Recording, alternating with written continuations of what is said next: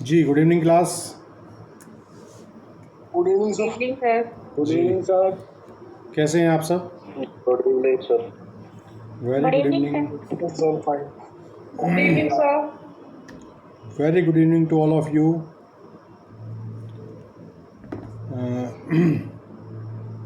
एक पिकनिक जाने वाली थी कहीं, और पिकनिक में जाने के लिए जब सब दोस्त लोग इकट्ठा होते हैं तो कुछ ऐसे भी लोग होते हैं कि जो थोड़ा सा विलम्ब करते हैं। तो उस विलम्ब करने वाली टीम में एक सरदार जी थे। तो सरदार जी, सब लोग गाड़ी में बैठ चुके, सरदार जी नहीं आ पा रहे थे बेचारे किसी वजह से। थोड़ा सा उन्हें टाइम भी लगता है पगड़ी वगड़ी बनाने में, बाल वाल सेट करने में। तो पूरे जो दोस्त लोग मंडली थी वो बड़ी नाराज़ थी सरदार जी से कि भाई यार, ये सरदार हर जगह लेट करता है, ऐसे आज भी पिकनिक पे इसने सारा मज़ा बर्बाद कर दिया। तो सरदार जी आए, और सरदार जी ने गाड़ी में घुसते ही क्या कहा, जो सब क्रोधित लोग थे वो सब उनके मुरीद हो गए और उनके चेहरे पे मुस्कुराहट आ गई। उन्होंने कहा, सत श्री अकाल एंड कॉपी टू ऑल। ठीक है। तो बढ़िया सर। इसी प्रकार good evening to all of you my dear class members. तो चलिए, मैं आप लोगों का डिस्कशन सुन रहा था भरत सर से, जो आप रिक्वेस्ट कर रहे थे। उस टाइम भी मैं लाइव था क्लास में। तो एक्चुअली भरत का इंग्लिश मीडियम है, इस वजह से थोड़ा सा हिंदी में इंग्लिश मीडियम वालों का हाथ तंग हो जाता है ना। और हम ठहरे प्राइमरी स्कूल के, तख्ती वाले स्कूल के पढ़े हुए बंदे। उसके बाद फिर जो अंग्रेज़ी थोड़ी बहुत सीखी वो अपने आप सिर मार मार के सीखी। हम उस टाइम के पढ़े हुए हैं जब अंग्रेज़ी भी छठी क्लास से प्राइमरी स्कूल में इंट्रोड्यूस होती थी। छठी तक अंग्रेज़ी का नाम पता ही नहीं होता था। अब तो पैदा होते बच्चे को ही जो ना प्ले स्कूल में ही आबा काड़ा सिखाते हैं। तो कुल मिला के भरत अच्छा पढ़ा रहा है, बढ़िया पढ़ा रहा है। कहीं अगर कोई समस्या है तो आप बिल्कुल बिंदास पूछ रहे हैं। अच्छा लगा मुझे, आप लोग क्लास से कनेक्ट हैं, जुड़े। जी यही बात तो मैंने बताई थी ना कि भाई उनका इंग्लिश मीडियम है। हाँ, और वो अपने उसमें टॉपर है। बिल्कुल। लेकिन हम ही ठहरे ऐसे खोटे सिक्के, हमारी समझ में नहीं आ रहा। नहीं नहीं, ऐसा नहीं है। एक्चुअली होता क्या है कि सर ज्यादा फास्ट तो नहीं आती, लेकिन मैं कह रही हूँ सर, इतने भी हम दम नहीं है कि बिल्कुल इंग्लिश समझ नहीं पाते। लेकिन बस थोड़ा सा ये हो रहा था सर कि वो पेरेंट्स को ना तो इंग्लिश से ही पढ़ा रहे थे, ना एक्चुअली हिंदी में ही पढ़ा रहे थे। एक्चुअली तो अपने से ज्यादा कॉन्सेप्ट क्लियर करा रहे एक्चुअली थे, वो डायरेक्ट अप्रोच कर तो रहे वो हैं दिक्कत कर रहा था थोड़ा। सेक्शन के कंसेप्ट को, जी है ना।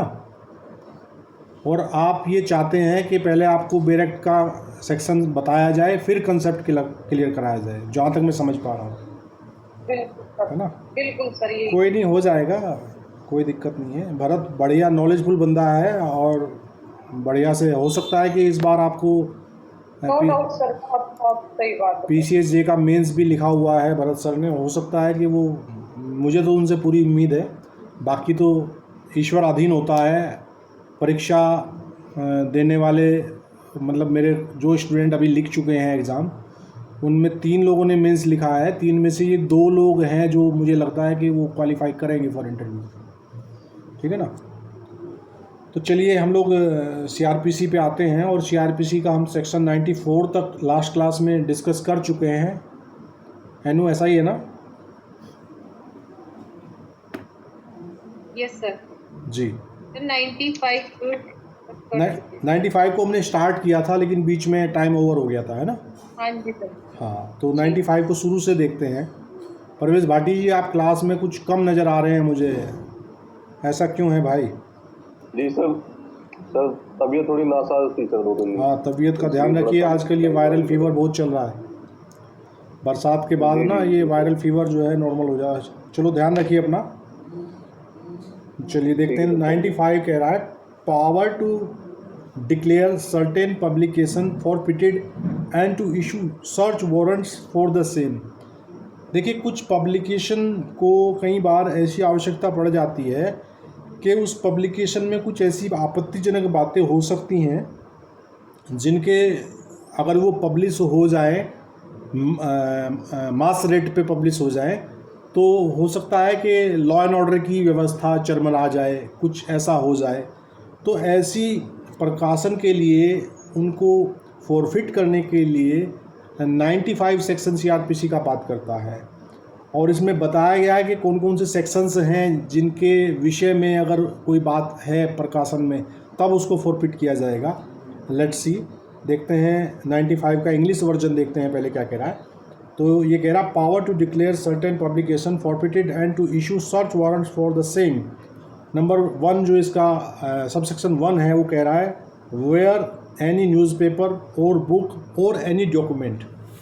ठीक है, 3 चीज़ बताई है, कोई या तो अखबार है या कोई ऐसी किताब है, और जो बी पार्ट बताया एनी डॉक्यूमेंट। एनी डॉक्यूमेंट अपने आप में एक बहुत वृहद शब्दावली है, तो वो बहुत सारे एरिया को कवर करेगा। पहले वाले में तो 2 स्पेसिफिक चीज़ें बता दी गई हैं कि या तो अखबार है या किताब है, और दूसरे वाले में जो एनी डॉक्यूमेंट आया है, एनी डॉक्यूमेंट एक वृहद इसको संकीर्ण मानसिकता से न पढ़ें, ओपन से पढ़ें कि डॉक्यूमेंट का बहुत वाइड एरिया है, क्या क्या आ सकता है वो बाद में समझाया गया है।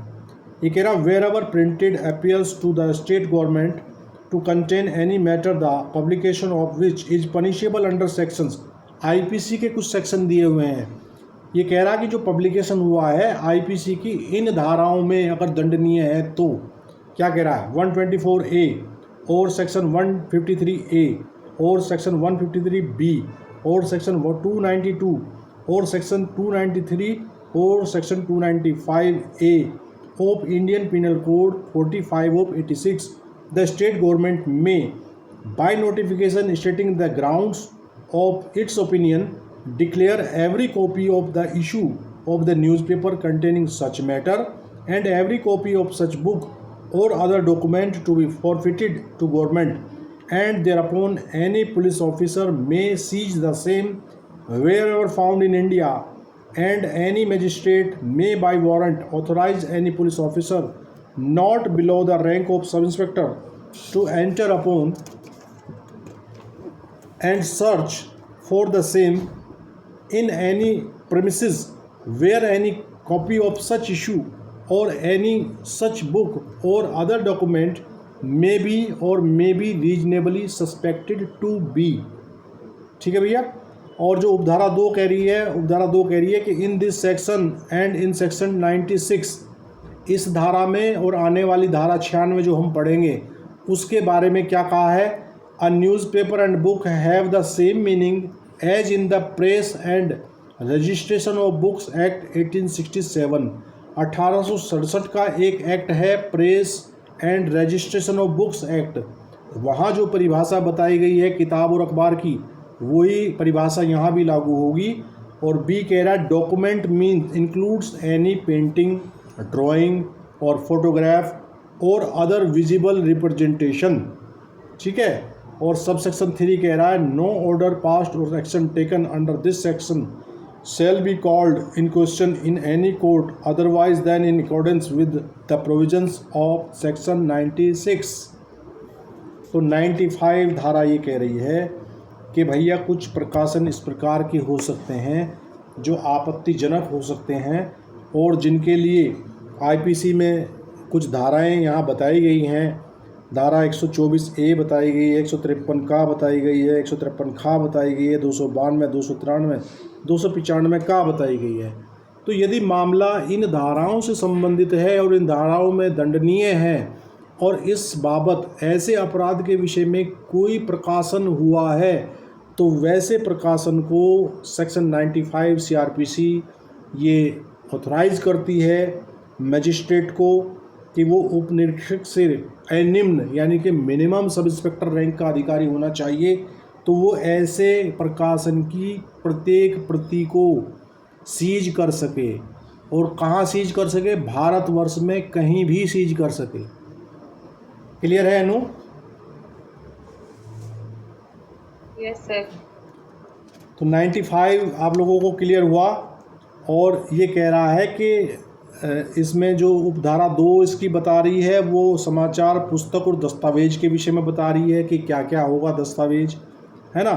और सबसे महत्वपूर्ण जो धारा इसकी सब सेक्शन 3 है 95 की, वो कह रही है कि इस धारा के अधीन पारित किसी आदेश या की गई किसी कार्रवाई को किसी न्यायालय में धारा 96 के उपबंधों के अनुसार ही प्रसंगत किया जाएगा, अन्यथा नहीं।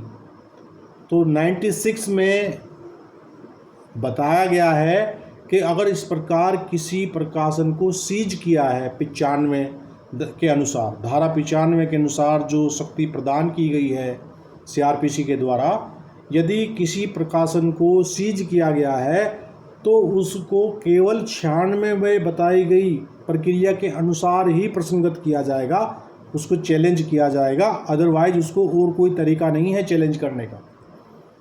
ठीक है, क्लियर है? 95 में किसी को कोई डाउट भाई? सुनील नागर जी क्लास में मुझे नज़र आ रहे हैं। सुनील नागर जी, स्वागत है आपका। हमारे साथी हैं सर ये सुनील नागर। बिल्कुल, मैं नागर जी देखते ही समझ गया था कि भाटी जी के साथी हैं जी। स्वागत है भाई नागर जी। ये वहीं प्रैक्टिस करते हैं क्या, गौतम बुद्ध नगर में? जी सर। जी, बहुत बढ़िया। मैं अक्सर बात करता हूँ कि हमारी क्लास में जो है वो बहुमत है नोएडा का, है ना? सर आपका नाम भी रोशन करेंगे। बिल्कुल बिल्कुल, मैं आप लोगों से यही अपेक्षा करता हूँ। देखिए, इस दुनिया में मतलब कि 3 लोग होते हैं, एक माता पिता, वो तो एक ही है, पेरेंट्स में आ जाते हैं, एक ही गिना जाता है उनको, और एक गुरु।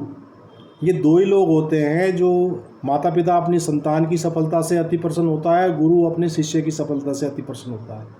इनके अलावा चौथा व्यक्ति आपकी सफलता से, आपके मुंह पे तो प्रसन्न दिखाई देगा वो, लेकिन अंदर ही अंदर कुढ़ेगा, कहेगा यार ये कैसे बन गया जज, है ना?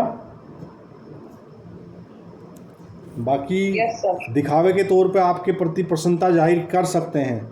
और अभी आप लोग जब तैयारी में हैं, तैयारी में जब आप हैं तो आपके जो नियर एंड डियर हैं, सबसे ज़्यादा आपकी टांग खींचने वाले वही लोग होते हैं। और सबसे बड़ी बात, जिस दिन आप सफल हो जाओगे, जो सबसे ज़्यादा आपकी टांग खींच रहा है आज की डेट में, कल वो आपका सबसे नज़दीकी होने का प्रदर्शन करेगा। ये कहेगा सदब तो अपनी बच्ची थी, बहुत होनहार बच्ची थी, मैं तो बचपन से जानता हूँ, उसे गोद में खिलाई है मेरी, तो है ना? बिल्कुल बिल्कुल यही बात है सर। एब्सोल्युटली सच है ये सर। हाँ, तो ये कड़वा सच है। टांग खींच रहे हैं, मजाक उड़ाते हैं। हाँ, ये कड़वा सच है जीवन का। इसी कड़वे घूंट को पी के आपको शिव हो जाना है। शिव कौन होता है? जो कंठ में जहर को धारण कर ले, वही शिव है ना? तो आप लोग मेहनत से लगे रहिए, और ऊपर वाला मेहनत नहीं रखता है, बाकी नसीब और मेहनत का तड़का लग के सफलता प्राप्त होती है, जहाँ तक मेरा निजी अनुभव है। आप मेहनत करिए, साथ में आपका ऊपर वाले का थोड़ा सा आशीर्वाद मिल जाए तो बेड़ा पार हो जाएगा। ठीक, अब ये जो 96 आ रहा है, ये बहुत इम्पोर्टेंट सेक्शन है, और इस पे प्रीलिम्स में सवाल कई बार पूछा जा चुका है। और अभी लास्ट जो HGS था, शायद 2020 में जो हुआ था, मुझे ध्यान आ रहा है कि उसके प्रीलिम्स में भी इसका सवाल था।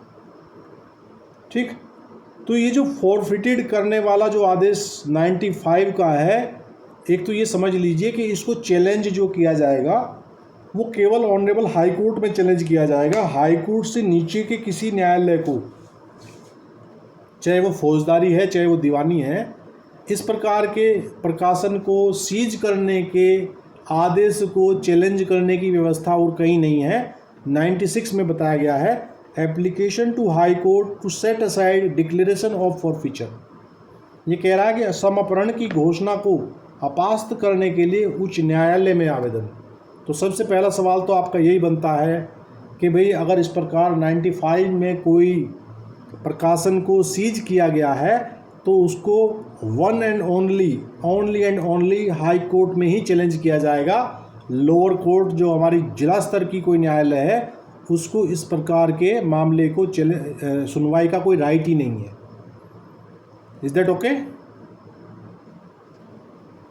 तो ये कह रहा है एनी जी sir. Person having any interest in any newspaper, book और other document in respect of which a declaration of forfeiture has been made under section 95 may within 2 months from the date of publication in the official gazette of such declaration apply to the high court to set aside such declaration on the ground that the issue of the newspaper or the book or other document in respect of which the declaration was made did not contain any such matter as is referred to in subsection 1 of section 95। तो दूसरा सवाल यहाँ से बन के आता है कि कितना समय है आपके पास, कितने समय में आप ऐसे प्रकाशन को सीजर के विरुद्ध हाई कोर्ट में जा सकते हैं। तो यहाँ लिखा हुआ है कि 2 माह के अंदर अंदर आपको जिसका हित है, किसी किताब में हित है, किसी न्यूज़पेपर में हित है या किसी डॉक्यूमेंट में हित है, वो इस आधार पर 2 माह के अंदर हाई कोर्ट में 95 में दिए गए उस सीजर के आदेश को चैलेंज कर सकता है और ये कहेगा कि सर जो ये पब्लिकेशन था मेरा और जिसको सीजर किया गया है इसमें इस प्रकार का कोई कंटेंट नहीं था जो कि 95 की उपधारा 1 में बताया गया है। Is that clear? Kalpana Chauhan.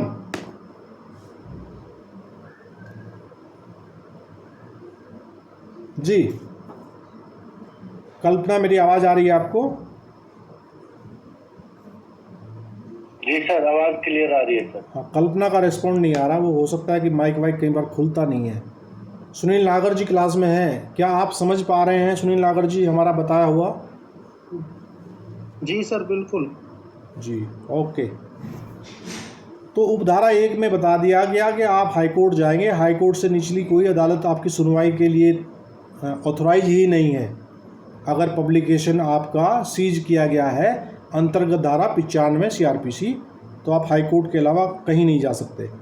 और सेकंड कह रहा है, उपधारा 2 कह रही है 96 की, सॉरी, ये कह रहा है every such application shall where the high court consist of 3 or more judges be heard and determined by a special bench of the High Court composed of 3 judges, and where the High Court consists of less than 3 judges, such special bench shall be composed of all the judges of that High Court। अब ये जो उपधारा 2 है इससे संबंधित सवाल पूछा गया था भाई लास्ट एजीएस में। ये कह रही है कि जहाँ उच्च न्यायालय में 3 या अधिक न्यायाधीश हैं वहाँ ऐसा प्रत्येक आवेदन उच्च न्यायालय के 3 न्यायाधीशों से बनी विशेष न्यायपीठ द्वारा सुना और अवधारित किया जाएगा, और जहाँ उच्च न्यायालय में 3 से कम न्यायाधीश हैं वहाँ ऐसी विशेष न्यायपीठ में उस उच्च न्यायालय के सब न्यायाधीश होंगे। यही सवाल था बिल्कुल। तो ये बता रहा है उपधारा 295 कि जिस हाई कोर्ट में आप जाएंगे, वही मान लीजिए हमारा यूपी का मामला है तो हम अपनी हाई कोर्ट में जाएंगे, आंध्रा का मामला है आंध्रा अपनी हाई कोर्ट में जाएगा। तो वैसी अवस्था में जो 95 के आदेश की सुनवाई करेगा उसमें कम से कम 3 जजों की विशेष खंडपीठ बनाई जाएगी, वो सुनेगी इसे, एकल पीठ नहीं सुनेगी इसे, हमेशा ध्यान रखिएगा। और दूसरी बात बता रहा है कि कुछ उच्च न्यायालय ऐसे भी हो सकते हैं, छोटे उच्च न्यायालय, कि उनमें 3 से कम न्यायाधीश हों, तब क्या अवस्था होगी? तब ये कहा गया है कि उसके सब न्यायाधीश, 3 से कम कितने बचे? 2 बचे, ठीक है, और 3 से कम 1 भी हो सकता है। तो वैसी अवस्था में वहाँ फिर या तो वो दोनों जो हैं या कहीं अगर एक ही है, हालांकि ऐसी परिस्थिति है नहीं फिलहाल, लेकिन फिर भी इन्होंने क्लियर कर दिया कि जहाँ 3 जजों की बेंच की व्यवस्था ना हो सके वहाँ उस न्यायालय के सब जज, अब सब जज में अगर केवल कहीं मुख्य न्यायाधीश ही बैठा हो तो वो अकेला सुनेगा, उसके अतिरिक्त एक अतिरिक्त न्यायाधीश है तो वो दोनों सुनेंगे, और जहाँ 3 या 3 से अधिक है तो वहाँ मिनिमम 3 जजों की विशेष खंडपीठ इस निमित्त बनाई जाएगी। 95 के आदेश को चैलेंज करने वाली याचिका जो है उसके लिए एक विशेष खंडपीठ का निर्माण किया जाएगा और वो कम से कम 3 जजेस के साथ मिलकर बनेगी।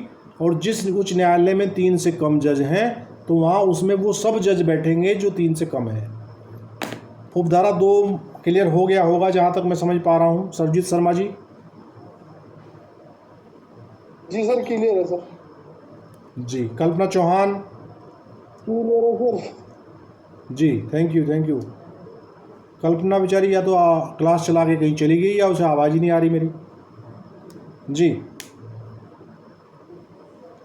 अब सब सेक्शन 3 ऑफ कह रहा है 96 ये कह रहा है on the hearing of any such application with reference to any newspaper any copy of such newspaper may be given in evidence and aid of the proof of the nature और tendency of the words signs और visible representations contained in such newspaper in respect of which the declaration of forfeiture was made। और उपधारा 3 कह रही है कि किसी समाचार पत्र के संबंध में ऐसे किसी आवेदन की सुनवाई में उस समाचार पत्र में जिसकी बाबत समापन की घोषणा की गई थी अंतर्विष्ट शब्दों, चिन्हों या दृश्य रूपनों की प्रकृति या प्रवृत्ति के सबूत में सहायता के लिए उस समाचार पत्र की कोई प्रति साक्ष्य में दी जाएगी।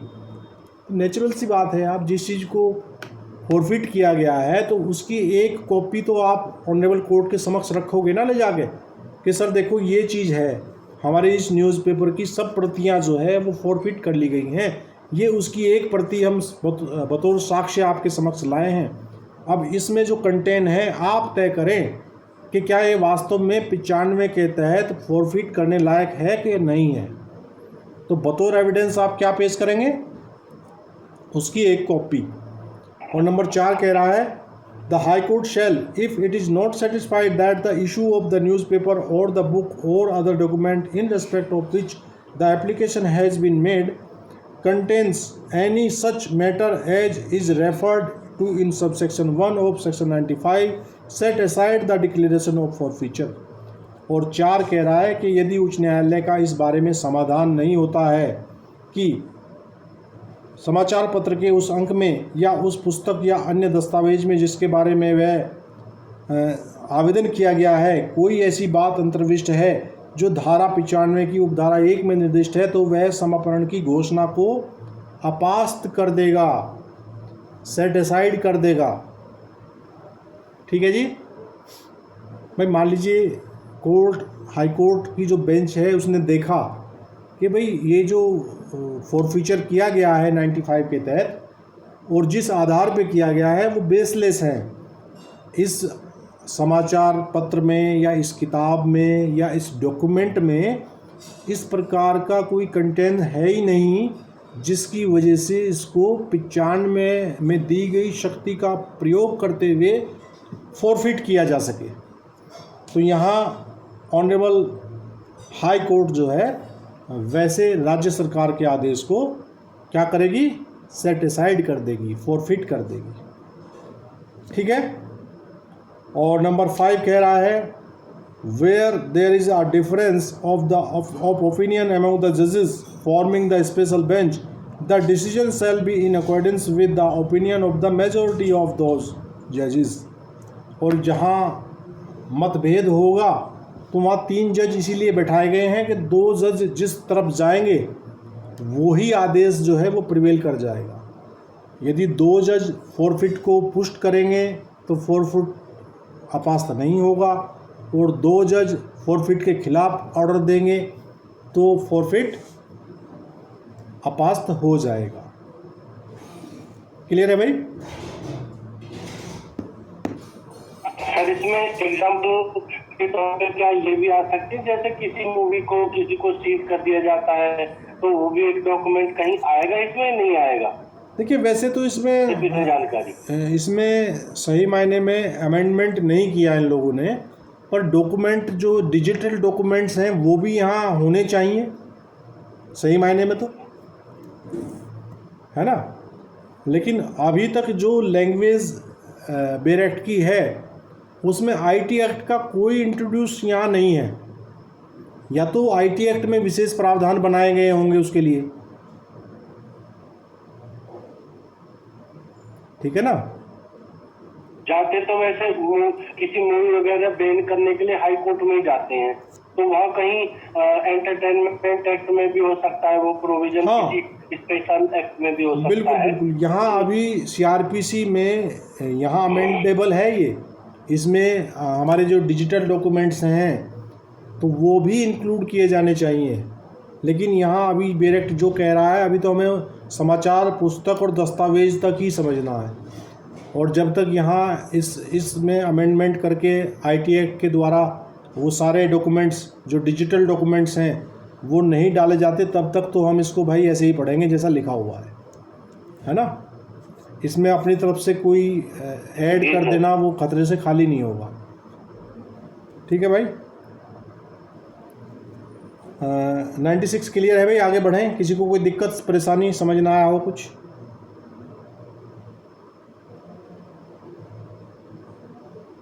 ठीक है, अगला सेक्शन है 97। 97 बात कर रहा है सर्च फॉर पर्सन्स और रॉन्गफुली कन्फाइंड। ठीक है, सदोष परिरुद्ध व्यक्तियों की तलाशी के लिए तलाशी, सॉरी। अब रॉन्गफुली कन्फाइंड क्या होता है? कन्फाइनमेंट कहाँ पढ़ा है हमने आईपीसी में?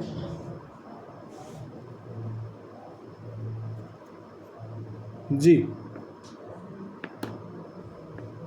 सर धारा 340। जी जी जी जी, बहुत बढ़िया। आपकी आवाज़ सुनने के लिए हम बेकरार थे, हमने बार बार आपको पुकारा, आप बोल नहीं रहे थे अभी तक। जी सॉरी सर, बिजी थे। जी,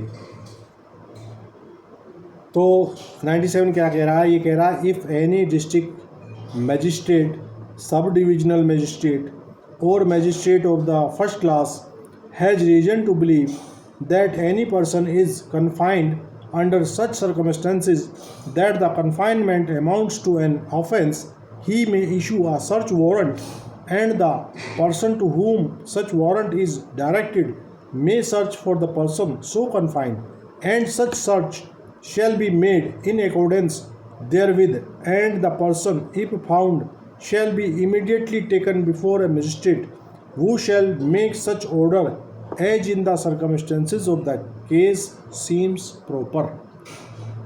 ठीक है, 97 कह रहा है कि यदि किसी जिला मजिस्ट्रेट, उपखंड मजिस्ट्रेट या प्रथम वर्ग मजिस्ट्रेट को यह विश्वास करने का कारण है कि कोई व्यक्ति ऐसी परिस्थितियों में परिरुद्ध है जिनमें वह परिरोध अपराध की कोटि में आता है। देखिए, परिरुद्ध अगर लीगली किसी को किया जा रहा है तो फिर तो कोई मामला ही नहीं है, और इलीगली किसी को कन्फाइन किया जाएगा तो फिर वैसा मामला अपराध की कोटि में चला जाएगा ना। तो यही बताया गया है कि परिरुद्ध है जिसमें वह परिरोध अपराध की कोटि में आता है तो वह तलाशी वारंट जारी कर सकता है, और वह व्यक्ति जिसका ऐसा वारंट निर्दिष्ट किया जाता है ऐसे परिरुद्ध व्यक्ति के लिए तलाशी ले सकता है, और ऐसी तलाशी तदनुसार ही ली जाएगी, और यदि वह व्यक्ति मिल जाए तो उसे तुरंत मजिस्ट्रेट के समक्ष ले जाया जाएगा, जो ऐसा आदेश करेगा जैसा उस मामले की परिस्थितियों में उचित प्रतीत हो। इज दैट क्लियर भाई? 97 में वैसे व्यक्ति के लिए सर्च वारंट जारी किया जाएगा जो कि इलीगली कन्फाइंड किया गया है कहीं पर, और इलीगली अगर किसी को कन्फाइन किया जाएगा तो मामला अपराध की कोटि में आ जाएगा कि नहीं आएगा? जैबुनिशा सैफी बताएं।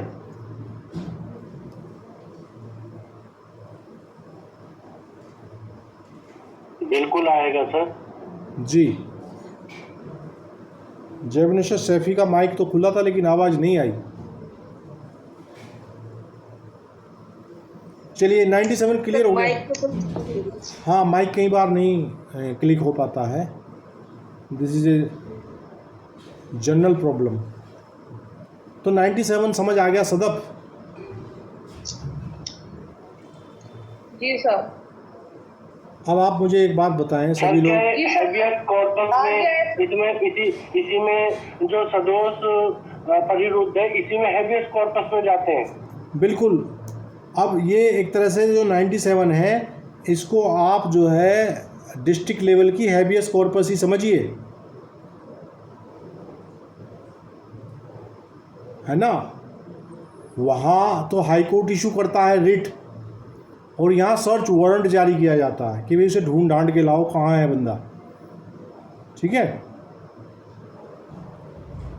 मैं आप लोगों से एक डिस्कशन करना चाह रहा था कि सीपीसी की जो एक क्लास प्रस्तावित है उसका टाइम स्लॉट जो मैं समझ पा रहा हूँ, क्योंकि 8 बजे से मेरी क्लास होती है, 8 बजे के बाद फिर भरत सर की क्लास होती है, और 10 बजे से आमना मैम क्लास लेती हैं, है ना। तो मुझे जो उपयुक्त समय लग रहा है उसके लिए वो 7:15 से लेकर 8 बजे तक का स्लॉट, अगर आप सभी लोग सहमत हों तो इस स्लॉट से हम सीपीसी शुरू कर सकते हैं। सर सुबह का टाइम रखते हैं सर। जी, सर नहीं, मॉर्निंग में नहीं था। पहले आप लोग आपस में लड़ झगड़ के फैसला कर लो। सर इवनिंग में रहेगा सर उचित। नहीं हाँ। सर, आप है ना इसके आपकी क्लास के बाद या भरत सर की क्लास के बाद आप तुरंत वो करवा दे सीपीसी, कोई दिक्कत नहीं। लेकिन सर 7:15 पे अगर कराएंगे सर, वो उस टाइम हम ले नहीं पाएंगे, क्योंकि हमारा मगरिब का मतलब टाइम होता है, नमाज परफॉर्म करनी होती है हमें, तो वक्त नहीं मिल पाएगा। अच्छा, सर सुबह का टाइम रखते हैं सर, क्योंकि सर रेगुलर तो इतना मतलब इतना ज्यादा सर इकट्ठा तो दिमाग में भी नहीं आने का सर। हाँ, समझदारी भी छोटी है थारी। सर ये भी तो बात है ना सर।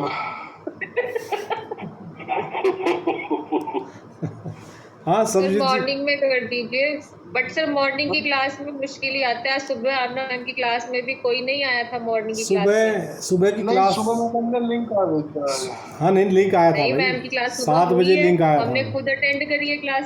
फिर मैडम ने लेट कर नहीं, तक फोन पे ही था। 7 बजे का उन्होंने समय दिया था और एग्जैक्ट 7 बजे लिंक था उनका।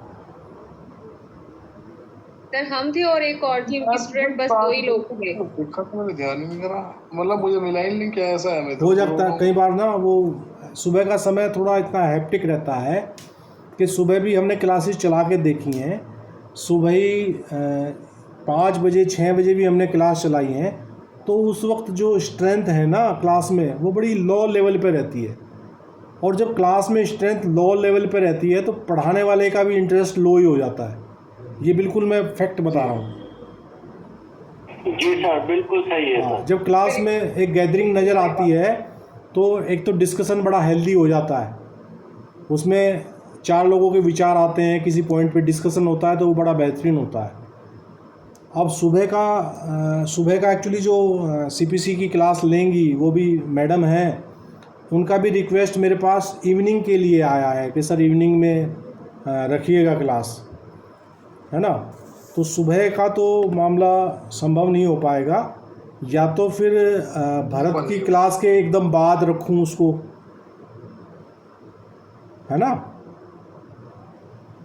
हाँ सर, ये टाइम सही रहेगा। बिल्कुल सर, बिल्कुल ये टाइम सही रहेगा। और आमना मैम की क्लास और यही टाइम खाली है सर हमारे पास। हाँ, मैं वही समझ, मैं सुबह की क्लास से बहुत ज़्यादा सेटिस्फाइड मैं भी नहीं हूँ। सुबह की क्लास हम लोगों ने चला के देख रखी हैं, सुबह भैया नहीं आता क्लास में कोई, कुछ आधे तो सोते ही। तो हर के बहुमत ज्यादा हो गया ना। क्या कह रहे? सर मैं कह रहा मैं तो हर के बहुमत ज्यादा हो गया। सर शेड्यूल जो है ना बड़ा हेक्टिक होता है, हाँ। और कभी कभी लेट सोते हैं तो सुबह जल्दी उठ के एकदम से सारे काम नहीं कर पाते। बिल्कुल। हालांकि मैं तो 5 बजे उठ जाता हूँ, लेकिन बच्चे भी स्कूल जाते हैं और भी काम है घर के छोटे मोटे, तो फिर जल्दी निकलना होता है। संभव नहीं होता है। सुबह ही उठते ही हम मोबाइल लेके या लैपटॉप लेके बैठ जाएं तो घर वाले भी 4 गाली फालतू पिलाते हैं, बोले लग गया मोबाइल में सुबह सुबह। अब उन्हें नहीं पता कि हम क्लास कर रहे हैं, क्या कर रहे हैं, है ना। उन्हें तो यही लगेगा कि गेम खेल रहा है। सर टाइम बता देना सर, जो उनसे भी हो। वो तो शेड्यूल डालूंगा भाई मैं, रिस्पेक्टिवली सभी को शेड्यूल प्राप्त हो जाएगा। और फिर आपकी जो आमना मैम की क्लास है वो 15 मिनट पीछे खिसकेगी, है ना। 9:30 से और 10:15 तक का समय मैं सीपीसी को अलॉट कर दूंगा, और फिर 10:15 से लेके 11 बजे तक आमना मैम की क्लास होगी। हालांकि ये बड़ा आप लोगों के एसजीएस भी तो खिसका दिया, वो भी तो इन्होंने अक्टूबर नवंबर में पहुंचा दिया नोटिफिकेशन। हाँ, सितंबर तक की तो बात मुझसे मैं पता करके आया ही था। सितंबर तक का मुझे आश्वासन मिला था कॉम्पिटेंट अथॉरिटी से, है ना। तो अब वो तो मैं तो कह रहा था, मैंने कहा जी आप तो हर बार 2 महीने पीछे हटा दो इसे। अब 98 one of the most important section 98 भी पढ़ लीजिए। ये कह रहा power to compel restoration of abducted females. जो 97 है, 97 में शब्द आया है पर्सन, तो उसमें मेल और फीमेल दोनों हो सकते हैं। और 98 में केवल महिलाओं के विषय में विशेष धारा है, और ये उन स्त्रियों के विषय में है जिनको अपहृत किया गया है। तो ये कह रहा है upon complaint made on oath of the abduction और unlawful detention of a women और a female child under the age of 18 years for any unlawful purpose a district magistrate, sub divisional magistrate और magistrate of the first class. ये ध्यान रखिएगा, ये तीनों मिलते हैं हमें अक्सर। 97 में भी तीनों हैं, 98 में भी तीनों हैं।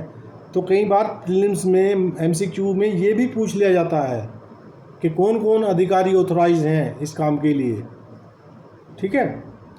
तो ये कह रहा है of the first class may make an order for the immediate restoration of such woman to her liberty और of such female child to her husband, parent, guardian और other person having the lawful charge of such child and may compel compliance with such order using such force as may be necessary। तो 98 बात करता है कि जो स्त्रियां अपहृत की गई हैं, एब्डक्टेड की गई हैं, ठीक है, उनके लिए या ऐसी बालिका के लिए जो 18 वर्ष से कम आयु की है और जिसे विधि विरुद्ध निरुद्ध रखा गया है और इस बाबत कोई कंप्लेंट की गई है। कंप्लेंट कहाँ कहाँ की जा सकती है इसके लिए? कल्पना चौहान।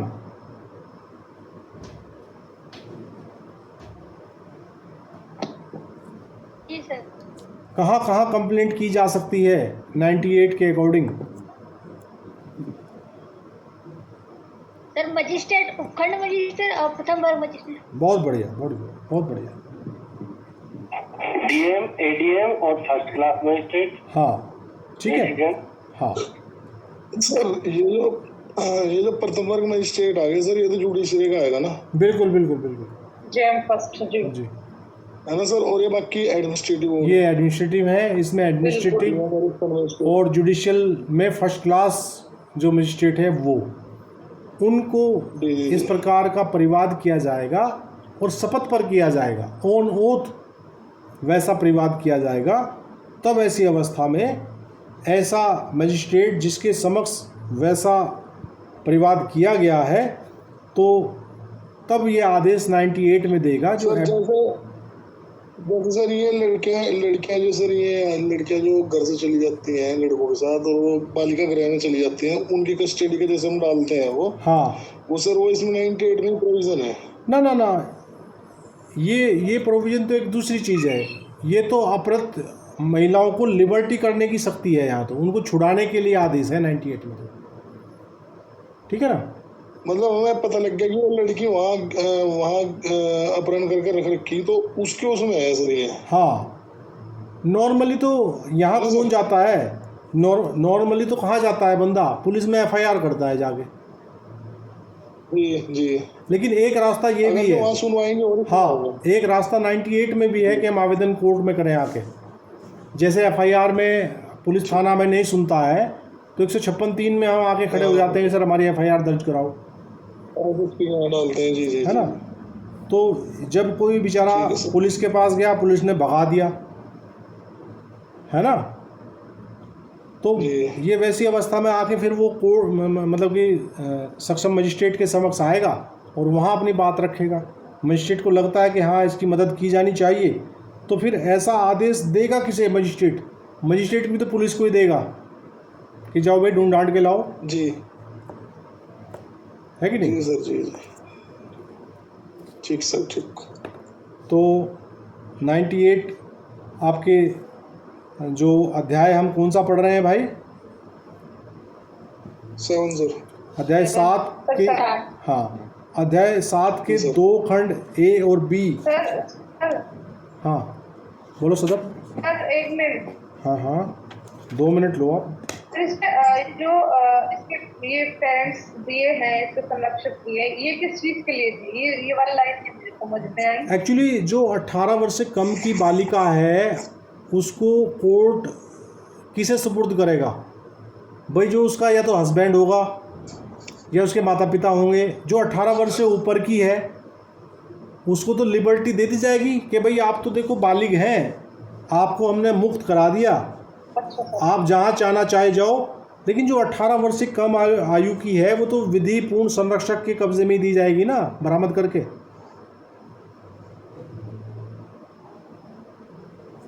आ गया समझ? जी सर, जी सर, वो मैंने ये तुरंत वापस कर दी जाएगी वाला लाइन में देख। हाँ तो वहाँ उसका या तो पति हो सकता है ना। हालांकि अब 18 वर्ष से कम आयु की बालिका का पति होना आज की डेट में बहुत रेयर केस है। लेकिन पुराने टाइम में जब जो है ऐसी व्यवस्था नहीं थी कि 18 वर्ष से कम आयु की बालिका का विवाह जो है वो विवाह कैसा होता है? बाल विवाह सर। हाँ तो वो बाल विवाह बोलते थे उसको। हाँ बाल विवाह है। लेकिन अगर कोई विवाह, अब सर उसको पॉक्सो बोलते हैं। पोक्सो तो एक वो सेक्सुअल ऑफेंस है बच्चों के विरुद्ध, वो तो एक अलग चीज़ है। पोक्सो का मतलब क्या है? What is the full form of मतलब पोक्सो? सर अगर लेकर जाए। नहीं, पोक्सो की फुल फॉर्म क्या है?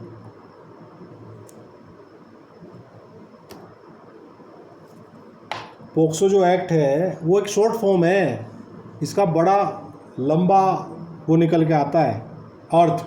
Protection of sexual, yes sir. हाँ कुछ सेक्सुअल हैरेसमेंट इस तरह का है सर, फिलहाल ध्यान नहीं आ रहा। और किसी के ध्यान हो क्लास में भाई वो बता दे। परवेश भाटी जी, अमित भाई आप बताएं। The protection of children from sexual offence. Very good. Sexual offence, हाँ। हाँ तो वो पोक्सो जो है उसकी शॉर्ट फॉर्म है। पी से प्रोटेक्शन है ना, ओ से ऑफ है ना, सी से चिल्ड्रंस है ना, और एस से सेक्सुअल, ओ से ऑफेंसेस। तो ये है पोक्सो। ठीक है भाई। तो बी पार्ट आपके ए और बी पार्ट जो है अध्याय 7 के फिनिश हो गए हैं और आगे सी पार्ट इसका शुरू होता है। और सी बात कर रहा है general provisions relating to search, तलाशी संबंधी साधारण उपबंध। तलाशी के संबंध में जो जनरल उपबंध हैं वो यहाँ बताए गए हैं। तो क्या कहता है 99, ये कह रहा है direction etcetera of search warrants. ये कह रहा the provisions of section 38, 70, 72, 74, 77, 78, 79 and so far as may be apply to all search warrants issued under section 93, section 94, section 95 और section 97। ठीक है। ये कह रहे धारा 38, 70, 72, 77, 78 और 79 को क्या कहते हैं हिंदी में? कौन बताएगा?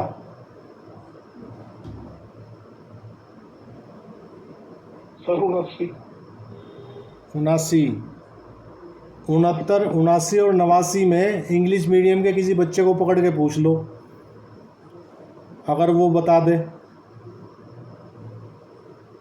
है ना सदब? ठीक है ना।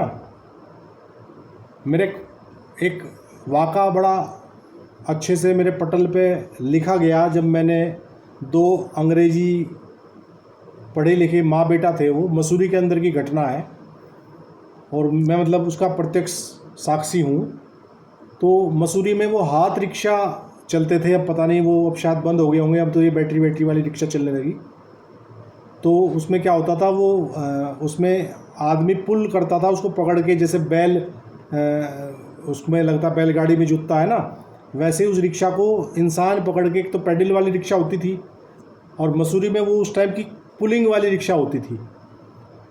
अब पता नहीं, मसूरी गए बहुत दिन हो गए, अब वो रिक्शाएं हैं कि अब बैटरी रिक्शा लगी होंगी वहाँ पे।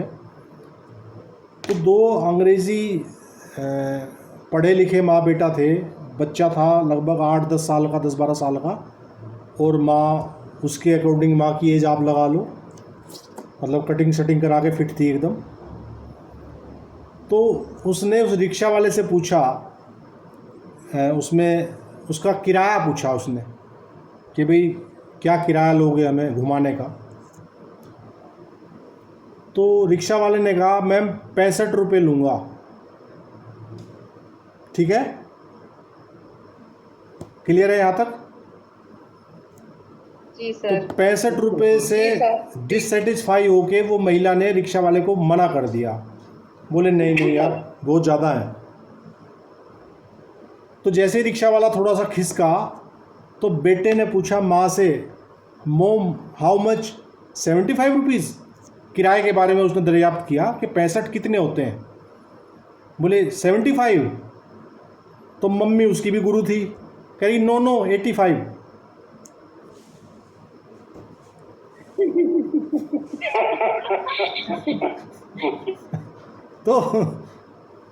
तो वो 85 समझ के उसने मना कर दिया, बोले नहीं बहुत ज़्यादा मांग रहा है। उसको 65 नहीं समझ आया कि ये 65 65 है, बच्चे को 75 समझ आया, माँ ने 85 बताए। तो ये लैंग्वेज प्रॉब्लम है, ठीक है। तो तलाशी वारंटों का निर्देशन आदि कहा है 99 कह रहा है कि धारा 38, 70, 72, 74, 77, 78, 79 के उपबंध जहाँ तक हो सके उन सब तलाशी वारंटों को लागू होंगे जो धारा 93, धारा 94, धारा 95 और धारा 97 के अधीन जारी किए जाते हैं। समझ आया कुछ? ये धाराएं जो हमने पढ़ी 38, 70, 72, 74, 77, 78, 79, ये क्या हैं और ये कहाँ की धाराएं हैं?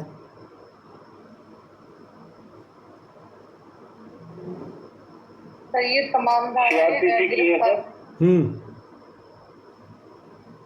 और तमाम ही गिरफ्तारी से संबंधित है, इनको हाँ। डायरेक्शन मिलती है।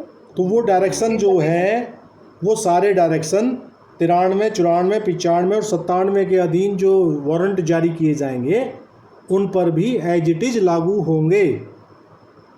एनु क्लियर? जी सर। और सेक्शन 100 कह रहा है persons in in charge of closed place to allow search. ठीक, बंद स्थान के भारसाधक व्यक्ति तलाशी लेने देंगे। सेक्शन 100, अगर कोई स्थान बंद है और उस बंद स्थान की तलाशी के लिए कोई डायरेक्शन दिया गया है ऑनरेबल कोर्ट के द्वारा, तो सेक्शन 100 ये कह रहा है कि वैसे बंद स्थान का जो स्वामी होगा वो स्वामी वैसी तलाशी में सहयोग करेंगे, तलाशी लेने देंगे। तो कह रहा whenever any police liable to search और inspection under this chapter is closed any person where any place whenever any place liable to search और inspection under this chapter is closed any person residing in or being in charge of such place shall on demand of the officer or other person executing the warrant and on production of the warrant allow him free ingress thereto and afford all reasonable facilities for a search therein। ठीक है भाई, ये कह रहा है कि जब कभी इस अध्याय के अधीन तलाशी किए जाने या निरीक्षण किए जाने वाला कोई स्थान बंद है, ठीक है, तब उस स्थान में निवास करने वाला या उसका भार साधक व्यक्ति उस अधिकारी या अन्य व्यक्ति की जो वारंट का निष्पादन कर रहा है मांग पर और ऐसे वारंट के पेश किए जाने पर उसमें उसे एबाद प्रवेश करने देगा। मतलब कि वो क्या है, ड्यूटी बाउंड है कि वो उसमें क्या कराए, उसको प्रवेश कराए। ठीक, क्लियर है? क्यों है ड्यूटी बाउंड भाई वो? Hello hello,